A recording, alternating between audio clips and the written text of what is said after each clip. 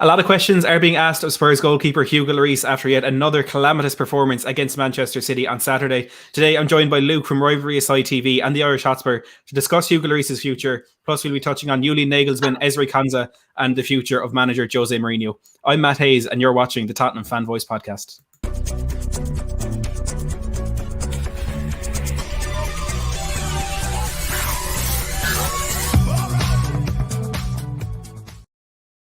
Hello and welcome back to Matt Hayes' Tottenham blog and to another episode of the Tottenham Fan Voice podcast. As I said, quite a bit to get through today, and I'm delighted to say I'm joined by Luke and David. Luke, we'll start with you. How are you getting on today?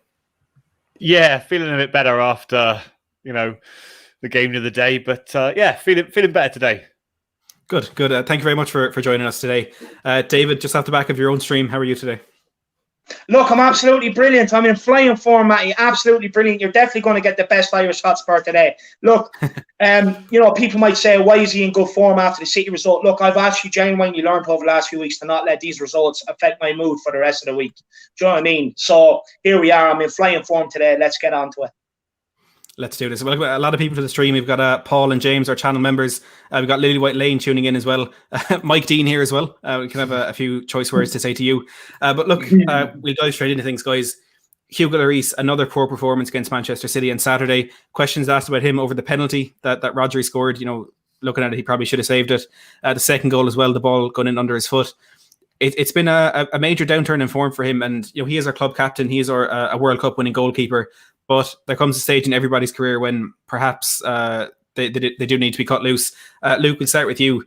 Do you think, dive straight into it, do you think Lloris has a future at Spurs?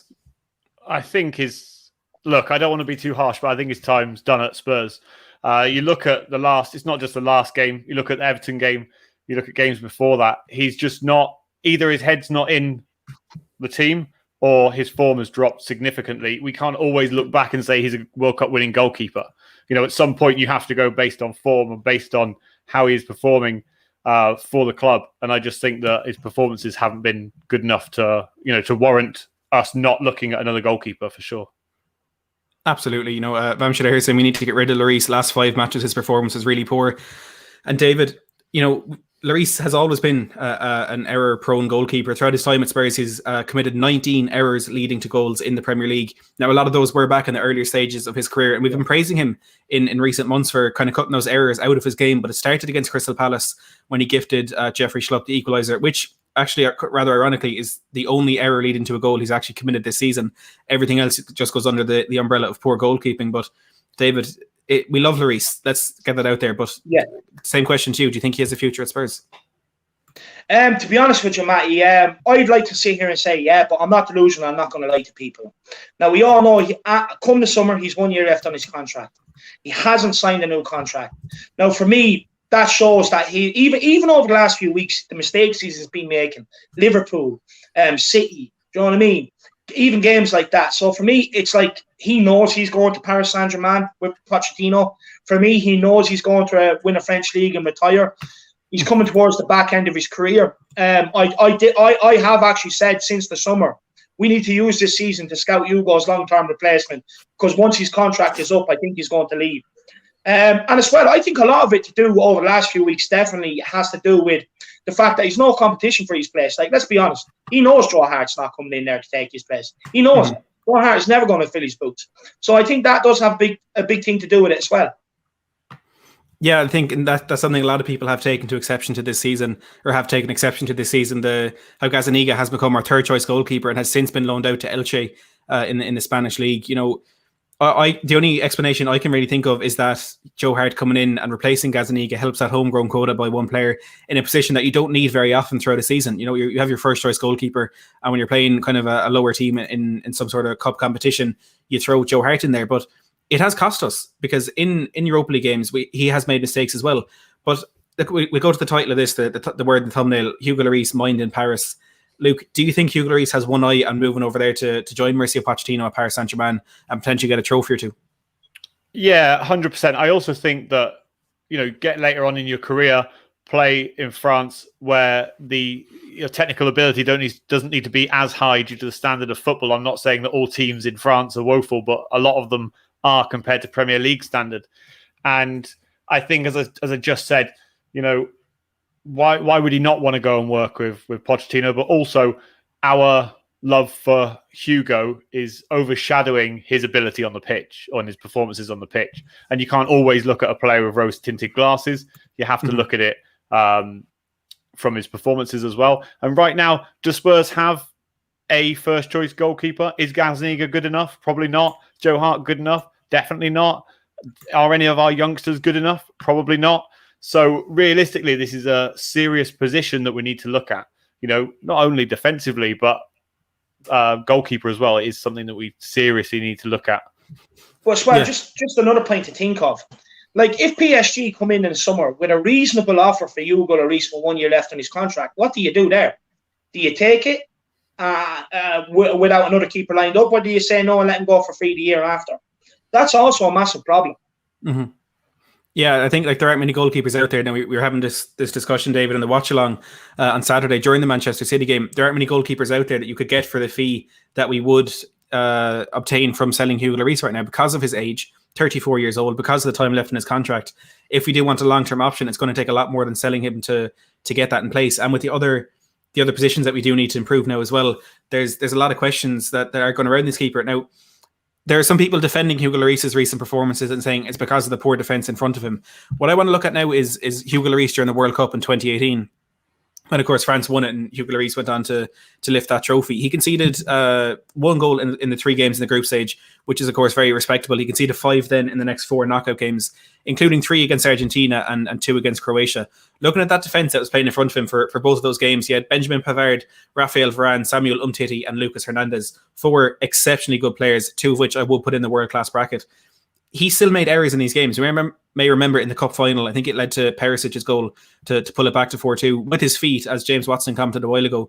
He's been really poor at his feet always. But does that prove to you, David, even going back to the time when it was our fantastic back four with Alderweireld and Vertonghen in their prime, doesn't that prove that it's not the defence in front of Lloris, it is him himself as an error-prone goalkeeper?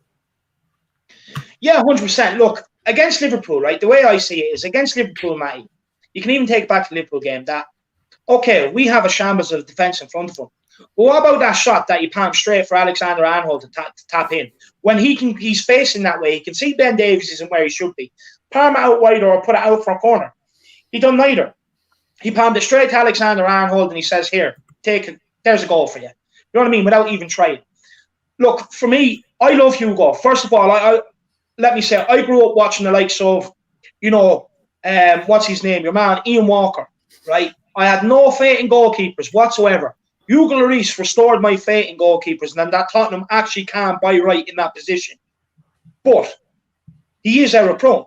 We all know this. Like, Hugo could go on a run of 5 great games, but in a game where we need him most, you can guarantee he's making that error. You've seen it time and time again. Look, for me, I know Luke was saying that, Gazaniga's not being good enough to be number 1. But genuinely, what I can see happening is I think the board have thought ahead here. And what they've done is they've loaned Gazaniga out for the second half of this season to get first-team football. And then he's going to come in the summer and be number 1. And that's what I see happening. Again, it's going to be a nice, easy option for them. They don't have to spend money, so the cheapest option will do. But look, for me, I thank Hugo Lloris. There comes a time at every club where a player's had his day, and I think it's come to that. So, Hugo, I thank you so much for your service. You've been an amazing goalkeeper. You've restored my faith in goalkeepers, but I think it's time to move on. Yeah, completely. We will get on to Paulo Gazaniga in a minute. Will Stewart here coming in the $5 super chat. Thank you very much for that. Will says, news in today, Juventus preparing £78 million offer for Son in the summer. Sports East Korea, lots of Koreans talking about Son leaving. I think that was the case last summer as well. There's a lot of rumours coming out of South Korea that potentially there could be a move on for Son, but I wouldn't be too sure about those. They don't tend to be the most reliable sources. A lot of them saying Spurs have completed a deal for Kim Min-jae last summer as well. But it's definitely one to keep an eye on. Thanks for Will for bringing that to our attention. Just on that, Matty, there are a lot of Koreans in Korea actually at the minute that do want Son out of Tottenham to move. Yeah, he has the whole weight of the country on his shoulders at the minute. But reading that really quickly, sorry to jump in, £78 million. Are they having a laugh? It's nowhere near enough. Is that half of Son or just his right foot? Yeah, I can't imagine Daniel Levy would be accepting that anytime soon. One question I want to ask Luke: are there any goalkeepers in the Premier League right now who would be close to the bracket of world class who aren't error prone. Look at Alisson, look at De Gea, look at Ederson at times as well. Is this just the way keepers are now?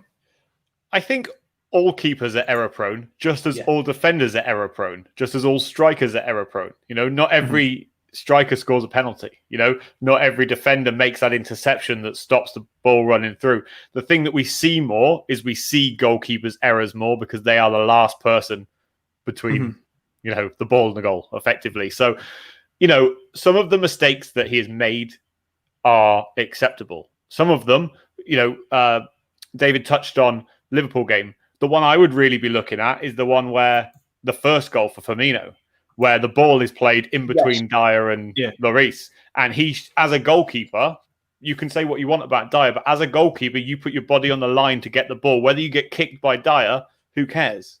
Yeah, it's in the 6 yard box. Yeah, you need to be collecting that ball. But yeah, I think it's harsh to say that he is more error prone than anybody else. All goalkeepers are error prone, but we need somebody who has less errors in their locker. Just to come in on that, Matty. Look, we all agree every player has an off day. You could be Harry Kane, you're still going to have an off day, right? But the thing is with Lloris is a lot of times he's too comfortable to stay on his line and not actually command his area. Like against Everton, when the ball's played over the top like that, now you see Alisson and Ederson coming out, closing off the angle, making the goal look smaller. Lloris stays on the line and gives them 3/4 of the goal to shoot at. Yeah. Like for me, the difference between Alisson, Ederson, and Lloris is that Alisson and Ederson have been at their club a lot less than what Lloris has been at Tottenham. And look what they've already gone and won. You know what I mean? 9 times out of 10, they have a good game. We're only talking about Alisson's mistakes so far in the last few weeks. And look, let's face it, Liverpool have been poor. Do you know what I mean? And he hasn't helped them. But look what they've won compared to Lloris. When the time matters, they can be called upon. Lloris can't. Yeah, I think that is a big criticism that Lloris has gotten the whole way out his time at Spurs, not just in recent weeks. Before we move on to talk about a bit about Gazzaniga, if you are enjoying the stream, make sure to smash that like button and subscribe to the channel for the Tottenham Fan Voice podcast, live watch-alongs, match previews, reviews, and any Spurs content you could want. And make sure to head over to the Irish Hotspur and Rivalry Aside TV as well, both linked down in the description below. But Luke, on Paulo Gazzaniga, David made a point there that potentially he has been loaned out with a view to bringing him back in as our number one goalkeeper next season. Do you think he's good enough? Look, when Potter was on board, there were some times when he had to come in and he did make some good performances. But on top of that, he also had some bad performances as well. So, yeah. So it's tricky to say, is he good enough? I would say no, in my opinion. And the way that we've kind of treated him this season, in my opinion, has been worse than bad. The fact that we bring in Joe Hart and then he was alienated for a few weeks until they finally decided to loan him out. But as David said, I would not be surprised if that's exactly what they're thinking, and it would be another absolute shit show. And you're fine. It just would be classic Tottenham, wouldn't it? Save the money and put in someone that's subpar to replace someone else who's subpar. Yeah, I fully agree. I'm just checking scores, the games. You say there's a lot of surprises in the Premier League this season. Bayern Munich are losing 2-0 at home to Arminia Bielefeld, so even a world-class goalkeeper doesn't always help. But David, do you think Gazzaniga is good enough? Look, I was over at a game where we played Crystal Palace at Wembley. And for me, I was never comfortable with Gazzaniga in the goals. I just sat there. Although we won the game and he kept a clean sheet, I sat there uneasy. He does have shaky moments in him. And for me, look, obviously he's improved, but he just isn't good enough to be number one. We have to remember, he was plucked from obscurity. The thing is, he was when Pochettino was out Southampton, Pochettino brought him in from, I think it was 3 leagues below, I think he was at, or even from Argentina, somewhere like that, from pure obscurity. And the reason why is because they were at they're from the same part in Argentina. It's actually a part in Argentina with an Irish name, believe it or not. But they're from the same part of Argentina. And they're good friends. Their families are friends and everything else. So he needed someone at Southampton. He brought him in. And what he done then is he needed backup at Tottenham. He brought him over with him. You seen it when West Ham had that manager and they brought the Spanish keeper in. These keepers are nowhere near good enough. But because they have friends in the business, they get helped along and get contracts and get money out of the game. For me, no, Gazzaniga is not the answer. Yeah, I think that is the general feeling. Look, you can't that argue. town in Argentina, I actually believe it's called Murphy, actually. I think. Murphy, actually, yeah, that definitely rings a bell. But like people have said, Gazzaniga perhaps deserves a chance to kind of prove himself, and he was the main goalkeeper when Jose Mourinho first came in, because Lloris was out with his broken arm, and Lloris has been injured quite a bit in the past. Has had a few suspensions where Gazzaniga has come in and had the chance, and there's been some games where he has been absolutely outstanding, but there's some games when he just has not been good enough, and much like his potential predecessor, he's just been extremely error prone, and that is. At the level we want to be at, perhaps just isn't acceptable. Vam Shadar here coming in with a £5 super chat saying Son should have shouted at Lloris for his poor goalkeeping. By the way, you can call me Ready as Ready in short. We'll call you Ready from now on. I tell you where that comes from, Matty. Sorry, you put in a super chat on my stream as well, and I couldn't really pronounce the name properly, so I did tell him to get in contact and let me know how to pronounce it. So obviously. There's a lot of people that have followed over from my stream to this stream, which is brilliant. But that's where that's come from with the Ready. So that's what we're going to call him from now on. Big up. Perfect. We'll call you Ready. Thank you very much for the super chat and a good comment there as well. If you have come over from David's live stream, let us know in the comments, and we'll give you a shout out for that as well. Guys, if it's not going to be Gazzaniga, who do we bring in? There's people talking about Gianluigi. There we go. Donnarumma from AC Milan, whose contract is coming to an end. There's people talking about Andre Onana from Ajax, who's actually just recently been banned for doping. Probably not the best option right now.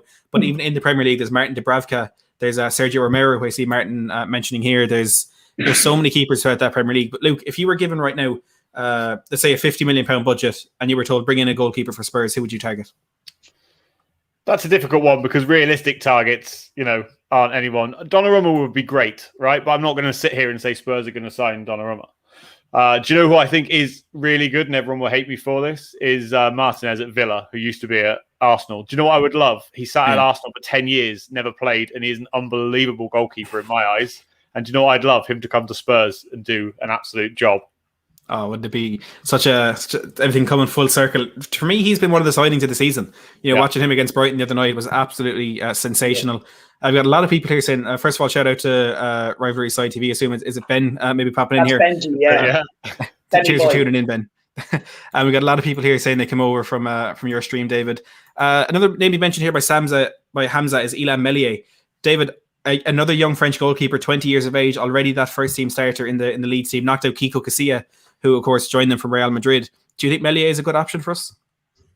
I get it, but he still concedes an awful lot of goals at Leeds. At the end of the day, my opinion is you cannot put a youngster in behind this back four, because they're going to get the keeper's going to get exposed week in, week out easily. Do you know what I mean? They're going to score a lot of goals, and it's not going to do his confidence any good. For me, you have to replace it with a keeper that's ready-made, number one. I know Meslier plays a lot for Leeds, but a young keeper for me isn't the answer. You need experience.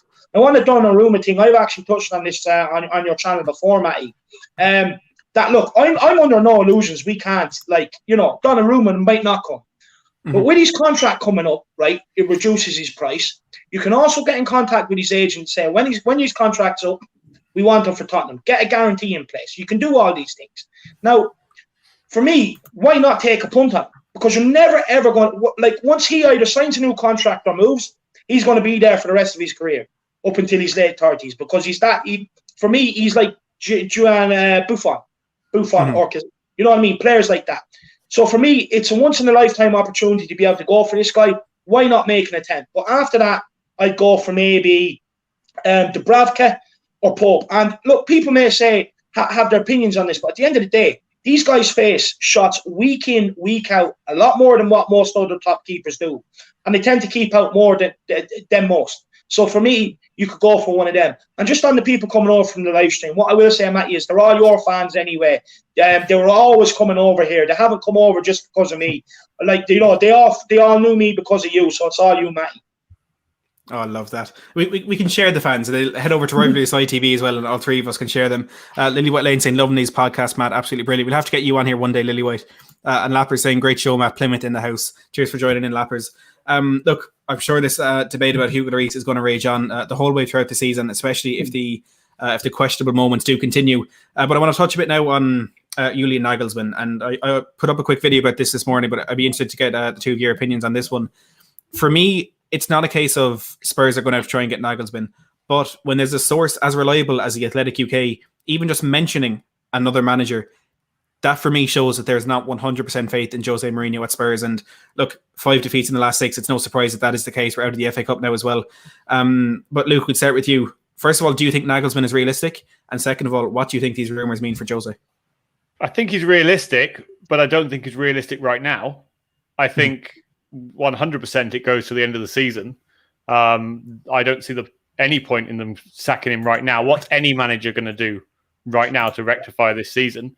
We're in the Carabao Cup final. It's a one-off game. Will Jose Mourinho, compared to Nagelsmann, do a better job? It's a one-off game. You never know who's going to show up and who's not. But Jose Mourinho was brought in for one thing, to win trophies and to progress Spurs to some kind of silverware. Now, if he does that, is the League Cup good enough? People will probably say no, but in my opinion, yes, because no one else has done it for 13 years. But in terms of if Jose Mourinho doesn't do anything and we don't get Champions League football and we end up in the same position as we were in before, then why would we keep him? We know the dressing room's never going to be harmonious under a Jose Mourinho regime, right? But if we can sacrifice some things for the time being to get that, small silverware of some kind, then it'll be worthwhile. But I think Spurs always act in a certain way. In my opinion, we only ever got Jose Mourinho because I believe that Arsenal were also sniffing around Mourinho at the same time. And that was why we went for it, so that they didn't, in a sense.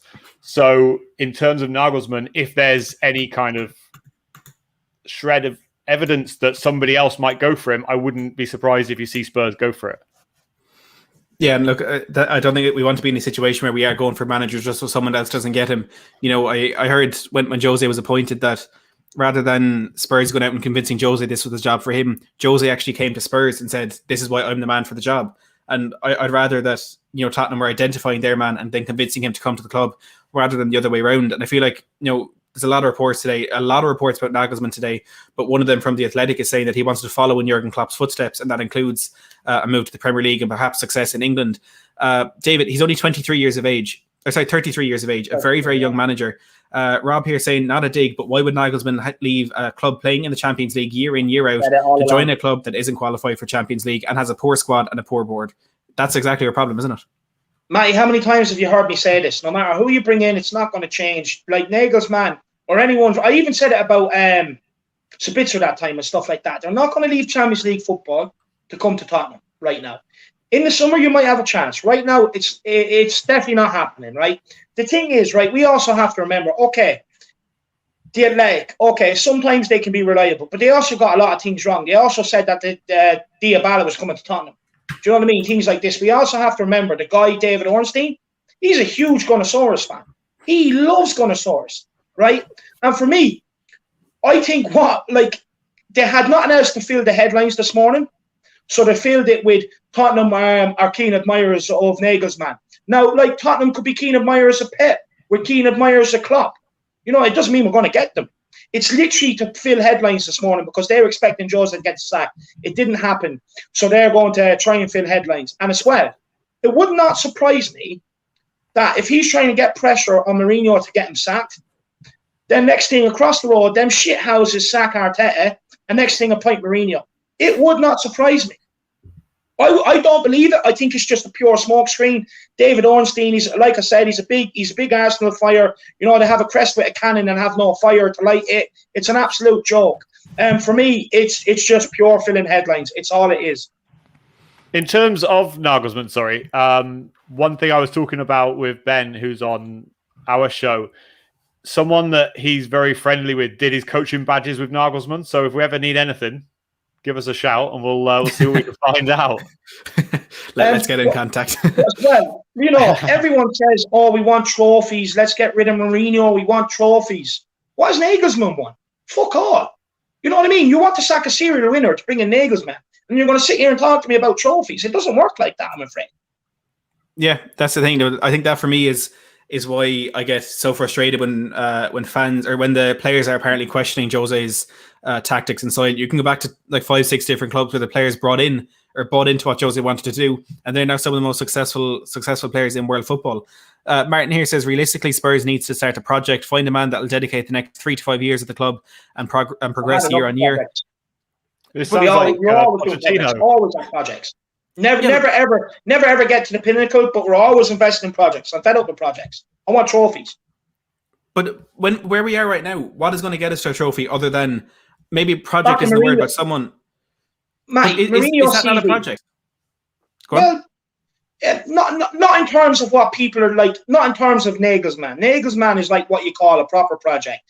You know, he's going to be here for 4 or 5 years. You feed him some players that he wants, and he plays a system, and hopefully it brings us on a run. With Mourinho, right, we all know it's a short term, 3 years at most. But you look back at his CV. He was back at Porto, a little Porto, right? Won them UEFA Cup, brought them Champions League. He went to Chelsea, little Chelsea at the time. Okay, they got investment, but he was backed like he was at Porto. What did he do? He was the first one to kind of come in and break Sir Alex Ferguson's reign on the Premier League. He moves to Inter Milan. Inter Milan, at the time when he moved to Inter Milan, this Inter Milan team was in disarray. They had some good players, but they were in disarray. They backed him. What did he do? He went and won the league and the Champions League. He went to Real Madrid. Again, at the time when he went to Real Madrid, Barcelona were so dominant, unbelievably dominant in Europe and in their league. What did he do? He broke Pep Guardiola's reign on La Liga, and he also went and won a Champions League. He went to United. Okay, so at United, he inherited a squad that had 3 other manager stamps on it, with a load of mixed players, right? He went and won them a UEFA Cup, he went and won them an FA Cup, and finished second in the league. The highest finish they've had since Sir Alex Ferguson left. And people try and tell me this guy's a dinosaur. It's proven on his CV. If you back him, he wins your trophies. There's no other way about it. You give him the money he wants, he wins your trophies. So for me, this summer, they're after bringing in this guy, Todd Kane, to try and sell name and rights. Hopefully they use that money to give to Jose the backing and the players he wants. And then next season we'll be sitting here Premier League champions, and we're all happy. That's a very bold shout. I would argue that the money just isn't there for transfers and things like that, given the current pandemic. But again, that's a debate for another day. Rob here from the Last Minute Winner podcast is saying, would you take Brendan Rodgers at Spurs? I honestly would, but I feel it's the same point as Nagelsmann. He wouldn't leave Leicester for us right now. Right now, Leicester are in a better position than Spurs. So as much as I perhaps would like to see him come in, it's just not realistic. Not only that, Matty. Rodgers is like, look, take Celtic aside because it was a one-team league when he was at Celtic. But Liverpool, he's still an Erie man in the Premier League. I don't want Erie men anymore. I want people that want to come in and have a chance of giving me success, and that's what Jose Mourinho has. He has a track record of it. I'm not taking Rodgers' track record because he won a league when there was one team in it. Yeah, fair enough. But got close to success with Liverpool and is maybe doing the same with Leicester right now. But again, I don't think it's realistic, so it's not too worth getting really into. Niall here says, hit that like button and support the best football blog on YouTube. Thanks very much for that, Niall. And make sure you follow his word. There are 94 people watching. Please smash that like button. And if you are new to the channel, make sure to subscribe while you're here as well. And check out the Irish Hotspur and Rivalry Aside TV in the description as well. Links will be there. One player that we may be looking at this summer, while we're talking about a manager who needs to be backed, is Ezri Konsa from Aston Villa. It's the Athletic UK again talking this morning, saying he could potentially be in the fray for an England call up quite soon. And Liverpool and Spurs are 2 players who are looking at him. Now Liverpool have of course just bought Ben Davies and Ozan Kabak, but could be in the market for another centre back. Luke, we start with you on this one. Ezri Konsa from Villa. Would you take him?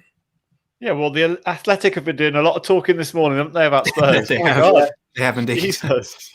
I'd take him at Spurs. I think in terms of Liverpool, obviously they only bought Ben Davies and then they loaned Kabak, didn't they? So with an option to buy. They don't have to buy him if he keeps doing what he did this weekend. But in terms of Konsa, why not?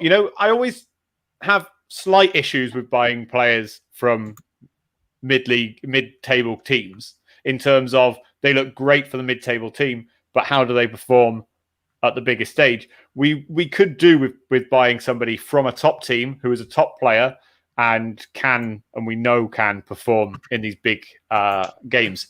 Most people would take Konsa, but can he perform at the highest level? You'd have to take a risk on it, wouldn't you? Yeah, absolutely. And that for me is the biggest concern in this. As much as Konsa could be a good addition to the squad or could be a good player for us to have, he's just not the level of centre back that we need to turn around, kind of what's going on with our defence right now. And I'm sure you agree with that, David. 100%. Look, we have Tanganga. He's a project. You don't need to buy projects in. You already have them at the club. You have Roden there. You have Tanganga. You don't need any more of these young defenders to try and bring them in and be world class. At the end of this is what we sit here and talk about. And this is what we get fed up about is buying these players, the likes of Konza. Like, I named 7 players of Aston Villa before I take. And Konza was not one of them. You know what I mean? He just wasn't one of them. And this is what pissed me off about David Ornstein. Like, I picked 7 players there, and he's gone for a name that I didn't even pick. Do you know what I mean? At the end of the day, honestly, Konza is not the answer. We need the real deal. We need world-class proven track record behind him. Not Konza. We already have Tanganga and Roden if we want projects. You don't need to go and spend 20, 25 million on Konza for another project. We need the real deal at Tottenham. If you had any choice to centre-back, Luke, realistically, who would you take? Oh, realistically, that's a tough one. I don't mean to put you on the spot here. I know, yeah, you have. Come back to me. Go to David and come back to me. David, any centre-back? Milinkovic or Upamecano. Both have release clauses. Both can be activated. And then once they activate them, they're entitled to talk to Tottenham. So go and get me one of them. I'd even take Skriniar, even though I still have my doubts about Skriniar, but I'd even still go back in for him. So any of them 3. I want an absolute animal at centre-back. Yeah, I have bad news for you, but Upamecano joined Bayern Munich. He's joining them in the summer, so he's out of the question. But another one of my players has been linked with Bayern Munich is Max Aarons, pissing me off. Mm-hmm. The player we could have got in the summer. If he's good enough, I don't know why no one's bought him. He's such a good player. There's a lot of players in that Norwich team though, like Todd Cantwell, Emi Buendia. There's another midfielder in there as well. They have a very, very strong squad. Do you have an answer, Luke? Yeah, I'll go with David on Savic. Yeah. I think there are some players out there that we should be tagging. I do think he is one of them. Marcelo will tell you a lot about Nikola Milenkovic. And do you know what I actually noticed about Marcelo Matty? He's never wrong when it comes to defenders, He does hate Ben Davis. Even when he signed Doherty, he tweeted saying Doherty's not going to be good enough for Tottenham. He is not right he's always right when it comes to defenders, Well, I think we should get him there in the boardroom beside Steve Hitchen. He might do a better job. Look, guys, let's touch a little bit on that game against City at the weekend. I was saying to Luke before the stream that there's no shame in losing to a Manchester City team who are off the back of 15 consecutive wins, but we gifted them all 3 of those goals, all 3 fully avoidable. Even that first goal could have been avoided in 2 separate instances.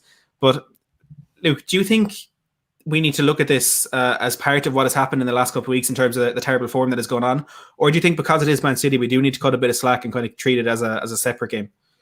No, I don't think you should ever look. Man City, yeah, okay, they've come off the back of winning 15 games or whatever the stat is at the moment. But we shouldn't be looking at Man City and saying it's good to lose against Man City.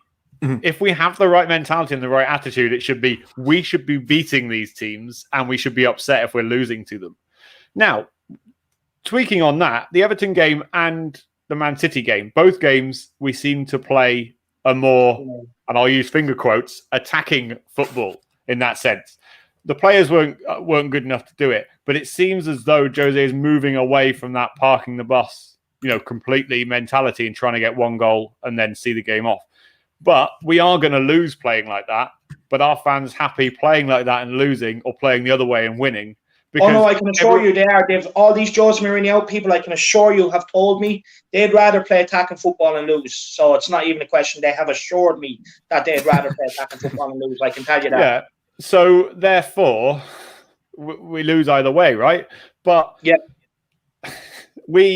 it's down. In my opinion, it's down to the personnel, not the manager. If we look at the start of the season, look at who we beat: Arsenal, Man City. We beat United 6-1. These were all under Jose Mourinho, and they were all games that he was the manager, and the players were there. So there must be something else going on, as opposed to it's all Jose Mourinho's fault. Yeah, and that I think there's a lot of agendas within the Spurs fan base, and I hate to use that word, but it does seem as though no matter what happens, there'll be people who say that is Jose's fault. There are other people say no matter what happens, that is the player's fault. But I do think there's a fine balance in terms of who needs to take the blame. And for the tactical side of things, it is of course Jose, but with those individual errors, it is the players. But David, what are your kind of 48 hours after the game against City. What are your thoughts on it now? Look, at the end of the day, it's still disappointment. We got bet, obviously the likes of City is where we aspire to be, we aim to be. So it's disappointing to losing to them, and not only losing to them, but being outplayed, outclassed. Do you know what I mean? Everything like that. It's disappointing because it's where you want to be. It really shows how far we have fallen off since November, since we bet them 2-0, and everything was tickety-boo. It shows how far we've fallen off. Look, for me, what can Jose do by Davinson Sanchez be beaten by an 80-yard ball straight over his head? How many times have I sat here and told you the guy doesn't know where the ball is when it's put over his head? He just doesn't. You know what I mean? Then, what can Jose Mourinho do when Ben Davies is being out-muscled and put to the floor by little Raheem? Do you know what can he do? Week in, week out, teams go down our left side, cut in Ben Davies' side, a little square across the box, it's a goal. Do you know what I mean? The thing is, what I say to you is, he's played the attacking way, he's played the defensive way. You know what I mean? If he brings off, for instance, on Harry Winks, maybe Sissoko and someone else off the bench, fans will say, why didn't you bring on Dele and why didn't you bring on Bale? At the end of the day, no matter what he does, he's damned if he does, and he's damned if he does, and damned if he doesn't. Whatever Jose doesn't do, people will pick on to suit his agenda. It's as simple as that. Look, with the City game, it's so frustrating and disappointing because we have a final coming up against them. And if that game is anything to go by, we're in for a long, embarrassing 90 minutes. And I don't want it to be like that. At the end of the day, for me, I think Tanganga was a big plus. He's a player that I have constantly called to come in. I said he's the only one that hasn't been given a fair shot out of the back line. For me, what I do, especially on the run-up to this cup final, I play Jaffa Tanganga at centre-back beside Toby Alderweireld. Bring Aurier back in and wait for Reguilon to get back. And I think you might see a huge difference in this back line. I genuinely do. In terms of Aurier, actually, one thing I do want to say. I've heard people saying, Jose knows Aurier makes mistakes. Why doesn't he bring him to the training ground for 8 hours and drill him in defence? Jose is not coaching these players. Now, what I'll say is that Aurier actually made more mistakes under Pochettino than what he has done under Mourinho. Now, where was that same energy to Pochettino when Aurier cost us in loads of big games under Poch, saying, why is Poch not training Aurier? It's an absolute joke. It's a non-runner as far as I'm concerned. This whole coaching thing, it's, the guy brought in Ledley King to try and help out defence. So don't sit there and tell me they're not being coached. It's a joke. Yeah, no, I think after the super chat, I'll get into that. Tin Man here says Chelsea had a transfer ban last year. This board decided to give ourselves a 2-year ban, and now the problems we are getting now has caught up with us. And thank you very much, Tin Man, for the super chat. Yeah, I did say this. If we had invested in that summer, where of course we didn't sign anybody, I think we became the first Premier League team to not buy in a summer window. That is now catching up with us. We didn't feel the immediate effects of that because, when you don't freshen your squad, you're not going to feel it straight away. But maybe after that first season, when things were starting to go a bit sour, it could have been those new players who were kind of the ones who still wanted to impress and were still fighting for, to make their name with this new club. And it's that lack of adding something fresh to the team that we're really starting to feel now. I really do think, and I agree with you on that one, Tin Man. And on that point of the kind of individual errors, I saw an article that kind of said we were in a similar situation under Andre Villas-Boas, which is feels like a lifetime ago. But when we were making those individual errors, Andre Villas-Boas began to increase the complexity of tasks at the end of training to kind of mentally train those players into staying focused when they are fatigued. So there are people arguing that maybe these individual errors are Jose's fault because he's not doing something like that to sort that out. But in the same breath, we make mistakes in the first minutes of games. That goal that Trent Alexander-Arnold scored against us, that was Lloris in the first 3 minutes of the second half. Eric Dyer, Sanchez, Davis all make mistakes at all different times throughout games. So it's not a case of people switching off towards the end of the game. It's people just not being switched on from the beginning. And that is it does seem that way. Yeah. Christopher saying Werner has scored a goal. How bad can things get for Spurs? I swear to God, if Timo Werner starts playing, they're 2 up. Oh, yeah, God. 2 up. What a shame. Giroud getting the first one as well. Timo Werner getting the second. Ever since you said he wasn't good enough, David, he started to turn on the form a little bit. James here saying Pep moved Sterling to the right because he knew he couldn't get by Tanganga and he knew Davis would be a walkthrough. And it's not the first time people have targeted Ben Davis. Robert Snodgrass did the same against West Brom. But guys, before we wrap up, we'll get one final word from you game against Wolfsberger on Thursday. Luke, how do you see Spurs approaching this? And do you think we see any fringe players getting a start? Yeah, I think you need to give a lot of fringe players a start, don't you? In my opinion, I would play Ali, Bale, and Bergwijn in this, and potentially Vinicius as well if he wants to play with 4 attacking players. It's not I'm not going to sit here and say I know Wolfsburg at the back of my hand. I'm not even, I'm not even sure where they are in the Austrian league at the moment, but like 4th or something, I think, last time I checked. And then we're playing in Hungary as well, aren't we? So it's going to be a bizarre game. And, let's see what happens. I don't see us having any problems getting past them. We just need to win this away leg and then worry about the home leg following week. So, yeah, I think the rather bizarre thing with these games being played at neutral venues is the away goal rule still applies. If there's no fans in the ground, it's nobody's stadium. You think just wipe that out and let us play 2 games of football and have it at that. But David, they're the lowest ranked team in the competition. Surely, no matter how much you want to rotate our team, we should be getting past this lot. Yeah, I'm going to be sitting here on the live watch along eating cheeseburgers. I'm going to live up to their name, Wolfsburger. You know what I mean? I'm going to absolutely wolf some burgers on the live stream, not even messing. Look, in terms of lineup, the reason why I think we're going to go strong Thursday night is because look, the likes of Bale and Ali, they just don't want to be here. It's plain as day. They've got their chance to come on and make, stake their claim. They haven't. They don't want to be here.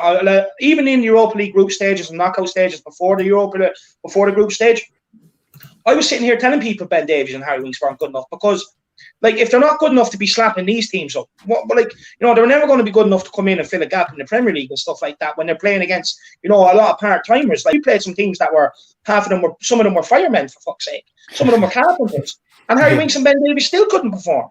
Do you know what I mean? Dele Alli and Gareth Bale, they still couldn't perform. But the reason why I think we're going to go strong is because we took off Ndombele and Lamela early. And the reason why I think he done that is because, look, he knew the game was over. He knew we were just going to be left chasing the ball around. Take them off, and I think you're going to see a strong lineup Thursday. Get the job done early in the first leg, and then bring on the hammers till we turn them on to spanners, burst their bubbles, and then I have my eye fully on that Palace mascot, the Eagle, and he's going to get a 6-1-9 from the Irish Hotspur. We're going to go on a roll from Thursday onwards. We are going on a run, I can tell you. The sad times are over. You've said that a few times, David, and I believed you at the start, but I'm thinking... Look, there's no surprise that the bad results came when the likes of Lamela, Reguilon, Kane and that, and we start picking up injuries. Do you know what I mean? You even look at Ben Davies' stats compared to Reguilon this season. Do you know what I mean? There's a reason why we're losing games. Do you know what I mean? So for me, once you get all these boys back in fit, we're going to go on another run. Yeah, I think one of the most bizarre stats I've heard this season is in the away game against Liverpool, Ben Davies had a passing accuracy of 34%, which should never, ever be a thing in a Premier League game of football. It's very, very concerning. But look, guys, we'll wrap it up there. To everyone who has joined us over the last 42 or so minutes, thank you very much. Make sure to smash like on the video on the stream if you haven't enjoyed it. Hit that subscribe button down below if you want more of the Tottenham Fan Voice podcast, Tottenham watch-alongs, previews, reviews, all Spurs content. Hit that subscribe button down below. Luke, do you want to tell us about Rivalry Aside TV? Yeah, so it's a Liverpool fan, Spurs fan, and now we've just taken on a West Ham fan and a United fan. So we'll be doing different shows every week along with Spurs shows as well. But to be honest, make sure you check out these two guys' channels as well, and make sure you keep following them. You don't need to come over to mine. David, do you want to tell us about the Irish Hotspur? Yeah, look, just get over to the Irish Hotspur and subscribe. By now, my mouth is loud enough. You know exactly who I am. I'm putting out another Tell Me Your Spurs story this evening. I just want to say, Matty, just even on this channel, look, over the years, I've put on a bit of weight. I've become unhealthy. I smoke, I eat a lot of chippers. I drink a lot of fizzy drinks. And one thing I was planning on doing is doing it like a documentary sort of thing called The Rebuild of the Irish Hotspur, where, they watch me out running, out hiking. I do little videos like that, and they can watch my progress over a period of time. So let me know if that is something you'll all definitely be interested in. But one thing I'd say is, forget about me. Get over to Rivalry Aside TV. I was on their channel. These guys had they brought me on. Thank you very much. I really enjoyed it. It was a pleasure to come on. I had great fun. And boy, are they putting in the work to be successful, and they deserve it. They really do. Not only Luke, but I love Ben too. I love Ben as well. He's a Liverpool fan. I hate Liverpool. Everyone knows that, but I love him. So make sure you show these guys the support. They put out quality content. And then apart from that, the real deal up here Up here, The other way. it's Matty Hayes. Make sure you subscribe to Matty Hayes. This guy is going far. This guy is going to end up being on Sky Sports soon. So make sure you help this guy become full-time, because honestly, the watch along is nothing without Matty Hayes. I tried it. It's so hard. I have so much respect for you. So help him out. Help him out. Make sure you subscribe to these two boys here. They fully deserve it. Let's go, Tottenham. Absolutely. Thank you very much, David. And I want to say as well, I will be on Rivalry Aside TV on Friday. So make sure to go over and subscribe if you don't want to miss me on there as well. And I'm sure I'll end up on David's channel again sometime in the near future. James Watson coming in with the $5 super chat saying, well done, lads. Thank you very much, James, for the kind words and for the support with that. And as well, like I said, the Tottenham Fanboys podcast, watch alongs, any Spurs content, make sure to hit that subscribe button down below. I suppose all that's left to say really is thanks so much for everyone who's joined us, and come on, you Spurs. Come on, you Spurs.